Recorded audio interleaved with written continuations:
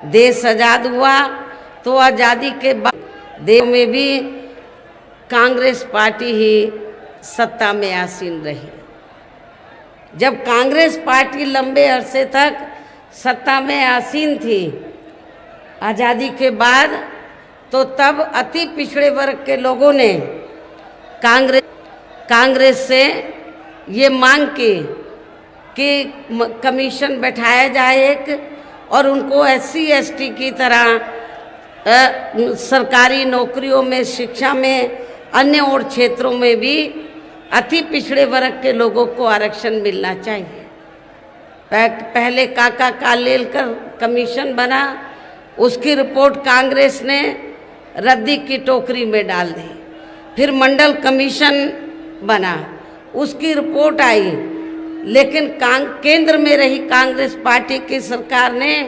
अति पिछड़े वर्ग के जो लोग थे तो उनको ये आरक्षण का लाभ देना उन्होंने बेहतर नहीं समझा और मंडल कमीशन की रिपोर्ट को लागू नहीं किया। तो तब हमारी पार्टी बनी थी, तो हमारी पार्टी ने पूरे देश भर में कांग्रेस पार्टी के खिलाफ अति पिछड़े वर्ग के लोगों को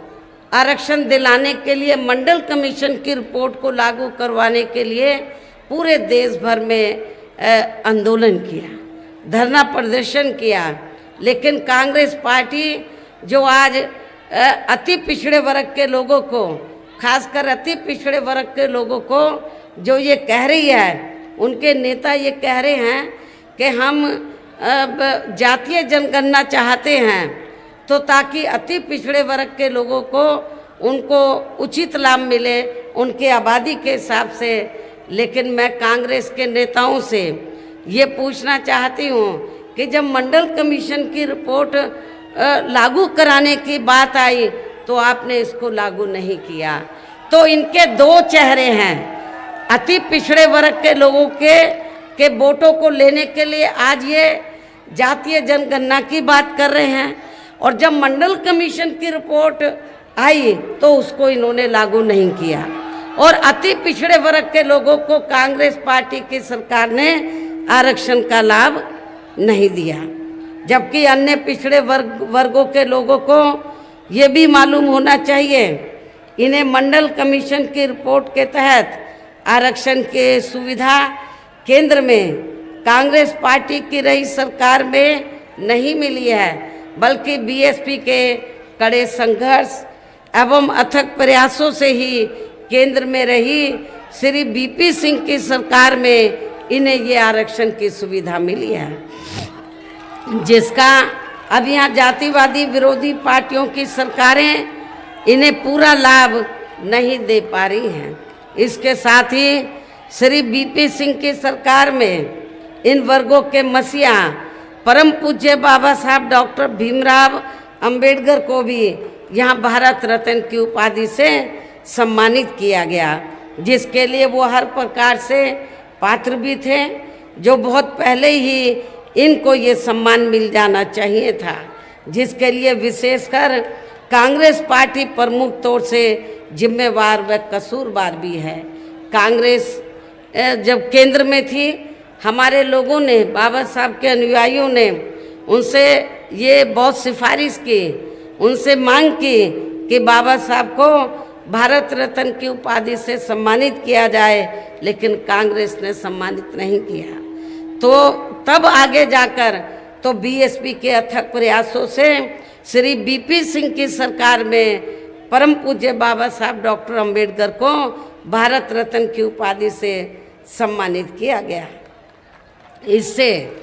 इन वर्गों के प्रति कांग्रेस पार्टी की, खासकर कांग्रेस पार्टी की हीन व जातिवादी मानसिकता साफ झलकती है, जिस कांग्रेस पार्टी ने फिर इनके कारवां को आगे बढ़ाने वाले व हर मामले में समर्पित व्यक्तित्व मान्यवर श्री कांशीराम जी के देहांत होने पर केंद्र में रही इसी कांग्रेस पार्टी की सरकार ने इनके आदर सम्मान में एक दिन का भी राष्ट्रीय शोक घोषित नहीं किया था। यहाँ मैं इन वर्गों के मामले में ये भी कहना चाहूँगी, केंद्र द्वारा अभी हाल ही में देश की लोकसभा व राज्य विधानसभाओं में महिलाओं को जो 33% आरक्षण देने की व्यवस्था की गई है, तो उसमें SC ST व OBC वर्गों की महिलाओं को अलग से कुछ भी आरक्षण नहीं दिया गया है। इतना ही नहीं, बल्कि इन वर्गों के लोगों को जुल्म जाति से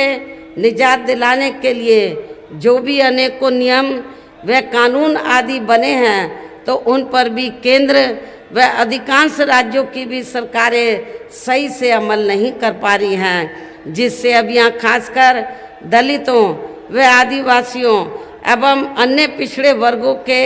ऊपर शोषण करने वाले लोगों का मनोबल और भी ज़्यादा बढ़ रहा है। और ये सब हमें यहाँ आपके राजस्थान प्रदेश में भी काफ़ी कुछ देखने के लिए मिल रहा है। इसी प्रकार हमें पूरे देश में मुस्लिम व अन्य धार्मिक अल्पसंख्यक समाज के लोगों की भी हालत कोई खास अच्छी नज़र नहीं आती है। इनके साथ साथ अपर कास्ट समाज में से खासकर गरीब लोगों की भी